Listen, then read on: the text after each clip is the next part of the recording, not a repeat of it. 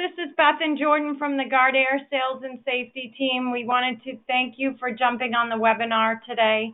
The webinar should take about 15 minutes. We discuss a couple of things. We go over a quick slide on who Guardair is. We discuss the OSHA regulations, our OSHA Compliance Kit, and how that OSHA kit can lead to cost savings in your plant.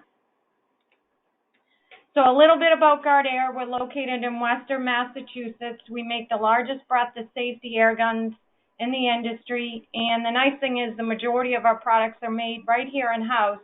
So if you're looking for any kind of custom guns, we can do that. And these are your typical applications where you'll see air guns being used.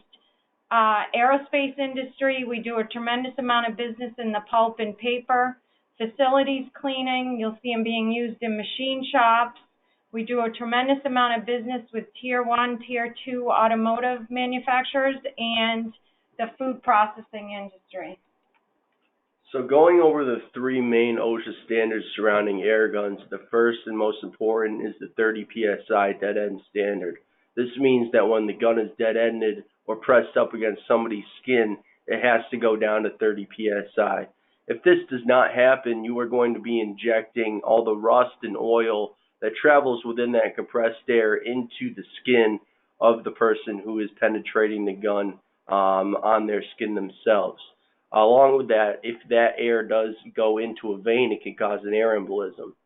Second is the chip flyback standard.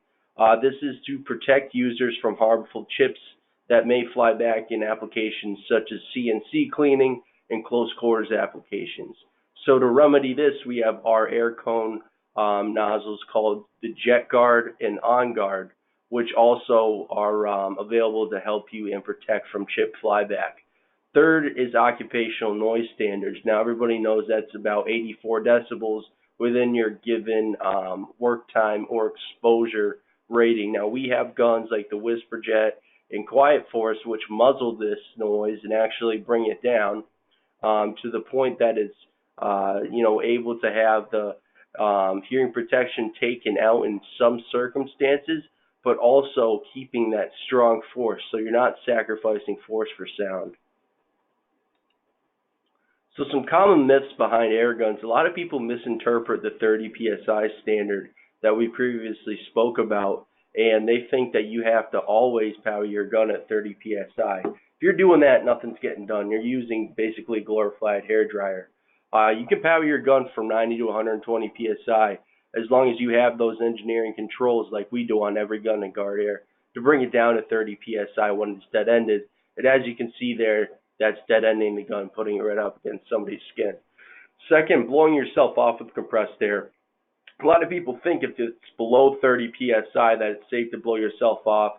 There's a lot of products on the market that say they're OSHA compliant because they're below 30 PSI. This is not true. Because of the OSHA chip flyback standard, you're not allowed to blow yourself off at all with any form of air. This is because when you're blowing yourself off, even if the user has a respirator on, all that harmful dust and debris is getting kicked up into the air, and the people around that user are going to be breathing it in. So here at the Sales and Safety team, we have a wide variety of team members out in North America, and what we do generally is safety audits, trainings, cost savings analysis. But at the end of the day, the most important thing is safety. And I want to show you some of the repercussions if you're not using the correct air guns. Obviously, we talked about before air embolisms. The penetration of open cuts is huge too when people are blowing themselves off with compressed air. You could catch a cut or a small nick in your hand, and it will blow wide open and enter in all that bacteria. Harmful debris flying, we already talked about that too, when you're blowing yourself off. And the inhalation of dust also. Complying to that OSHA chip flyback standard is huge. So here's a look at some of the non-compliant air guns that we found out in the field. And as you can see, some have those ball valves there. That's non-compliant. None of them have the engineering controls to bring it down to 30 PSI. What we do is we take a look at these guns and we ask the end users, why did you make these? What can we do to make your job more efficient and effective while using an OSHA compliant gun? And we have a great engineering team here, and we have a very vast line of guns to satisfy the various niches as we've spoke about before. And obviously what we want to do is put those OSHA compliant guns in the hands of those end users so they'll never manipulate the gun ever again. Keep it OSHA compliant, keep them safe, but also get the job done effectively.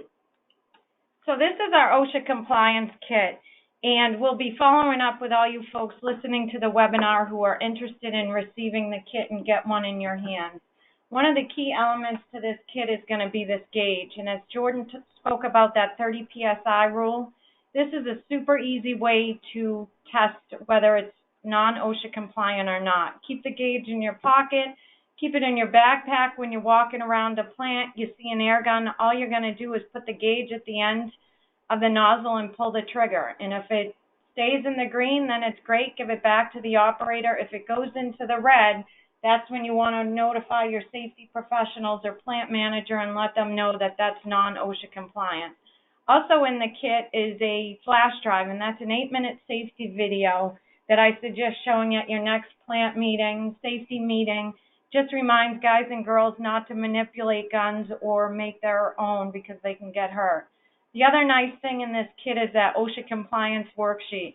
So as you're walking around a large plant testing air guns, this sheet makes it easy to identify what areas in the plant have compliant guns versus non-compliant. So again, we'll be following up with all of you folks and let us know where you want the kit shipped. So after you use the kit to actually find the non-compliant guns, we're then able to do a compressed air cost savings analysis. This is stemming from the non-compliant gun being way more inefficient than our Guardair guns. This is basically because of the free-flowing air in the intake of the guns. As a metaphor, we like to use it like a garden hose. The free-flowing air basically is going to be free-flowing like the water in the garden hose, and then our guns being more efficient is almost like kinking that hose and having the higher pressure but lower intake. So with that in mind, this is an example of an actual cost savings analysis we did up in Tennessee with 200 1-inch open ID non-compliant hoses. So as you can see here, the hoses consume 798 CFM, free-flowing as I just talked about. What we did is we retrofitted them out with our 185 CFM consumption Force 5 air gun. So on a conservative level, the price of compressed air is around 20 cents. You know, in most areas of the country, though, it is about 20 to 26 cents. So keeping this in mind, you can already see the cost savings on 1v1. But what we do is we take it a step further. We say, okay, how many shifts do you have? You have 3. How many guns do you have? There's 200 here. How many minutes per shift are they pulling that trigger? Around 30 minutes. We're able to get the total usage of minutes per year, translate that into an annual cost savings of over $500,000, which then translates into a 26-day payback period. And as you can tell, it's a great return on investment. So 2 other items that can definitely add to that cost savings pretty quickly is the first one, when OSHA walks your plant and finds non-OSHA compliant air guns. Those fines start at $12,000. And the other one and most important one is, God forbid somebody gets hurt in your plant. We all know what kind of costs are associated with that. And these are the violations as of 2017. And I can tell you, based on the phone calls that we receive on a monthly basis, either OSHA's out there looking for this stuff more and more, or more folks are getting hurt by air guns. So as long as being the world's largest manufacturer of safety air guns, we have a wide variety of pneumatic vacuums. We also have another webinar that focuses a little bit more in depth on the vacuums. But right now, to give you a quick overview, pneumatic vacuums obviously have no moving parts. They're never going to burn out like a shop vac, so you have a long-term usage that also in turn results in a lot of cost savings. And we have vacuums such as our NE-DNA techs, Class 1, Div 1, Class 1, Div 2, for a safe way to clean up combustible materials, dust, debris. You know, Class 1, Div 1 works in places such as oil rigs, you know, pulp and paper facilities, and the NED is for more isolated places which aren't really hazardous locations. And keep in mind, we also hold weekly webinars on our pneumatic vac line, so if you're interested, reach out to us. Now, keeping in line with the pneumatic vacuums, this is one of the biggest remedies for people blowing themselves off with compressed air. This is our personal cleaning station. What this does is that pneumatic vacuum hooks up to either a 3/8 or a 1/2 inch line and is used to clean off the user with the vacuum, as well as the little lever you see there. You pull the trigger and a little spurts of compressed air comes out to kick up any debris that is stuck within the clothing and vac it right up. So it complies to that chip flyback standard that we talked about before. Everything's compressed and condensed underneath the head of that vacuum, and nothing is flying around for everybody to breathe in. So we have a little video here to show you how it works.